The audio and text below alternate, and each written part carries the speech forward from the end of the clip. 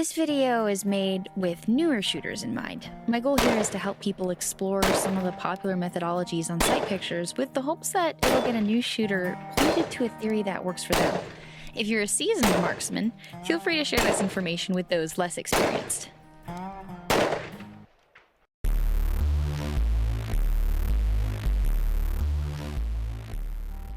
Hey gun geeks, I'm Destiny from FateofDestinee Media, and I want to talk to you about sight picture theories. Managing sight picture is one firearms fundamental that contributes to shooting accurately. Grip, stance, trigger pull, even the way you breathe play important parts in repeatable, accurate shooting. However, the point of this video is to focus on sight picture and a few of the prevailing theories on how to use it effectively to become a more accurate marksman, or markswoman if you prefer. Sights.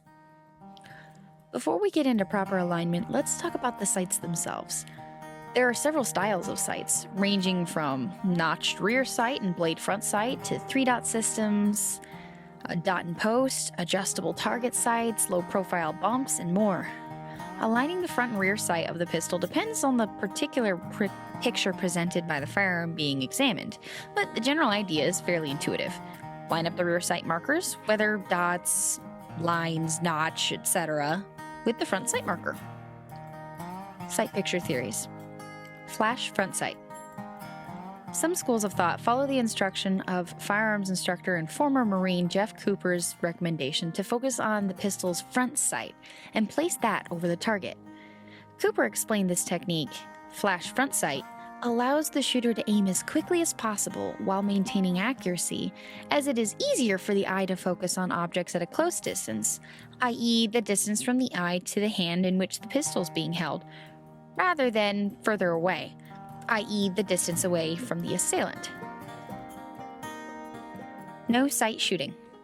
Others maintain that while accuracy is important, in self-defense situations it's more likely that the person defending themselves won't have time to aim, and therefore would be best advised to train for no sight shooting. This idea, taught by another former soldier and firearms instructor, Pincus, teaches students to track the threat and use the pistol to point at it. Pincus's reasoning is that a pointing gesture naturally follows the line of sight and will, for the most part, allow for accurate shot placement, while still allowing the person defending themselves to keep their eye on their assailant, even while moving. 6 o'clock hold versus combat hold. There's an extension of the sight picture theory discussion that focuses on target alignment. One concept, often called a 6 o'clock hold, aligns the sights at the base of the bullseye. Some call it pumpkin on a post method, where the target is the pumpkin on the post, which is the front sight. However, there is another alignment preference, commonly referred to as a combat hold, in which the shooter aligns the sights directly over the bullseye. In this theory, the point of aim is equivalent to the point of impact. Some firearms are configured from the factory in such a way that favors one of these methods over the other. If the sights on your pistol are adjustable, however, you can tweak them to work with whichever method you prefer. Sight picture during sustained fire. Whether you're training at the range or running a competition shooting stage, there will certainly be times when you want to fire several rounds in a row.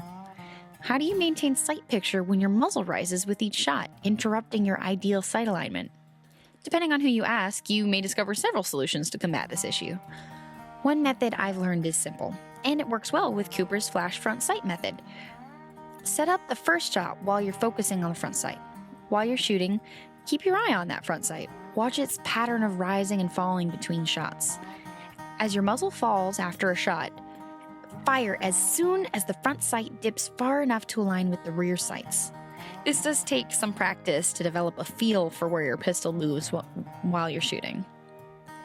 After several hundred rounds of practice, you'll develop a degree of muscle memory for all those minute adjustments that your aim requires to accomplish accurate shots. It's similar to learning to drive. When you start, every tiny correction you make with the steering wheel is the result of an active decision. Stiffly perched in your seat, you perpetually remind yourself to check your mirrors, to watch the other drivers around you, to keep your speed safe and legal, to stay in your lane. However, after years of experience behind the wheel, your body and mind become accustomed to the adjustments that need to be made. Driving becomes almost second nature.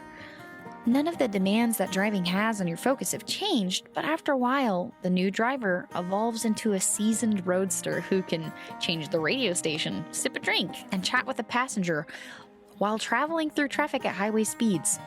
Learning to maintain sight picture during sustained fire feels much like that. At first, it may seem drawn out and deliberate, but with more practice, it happens almost without thinking about it. Final thoughts.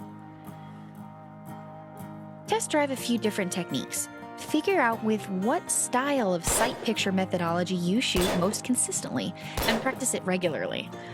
Which sight picture theory is best is, to some degree, subjective. Some of it may have to do with how your sights are configured, but the rest is personal. After all, not all accurate shooters follow the same sight picture techniques. What sight picture alignment works best for you?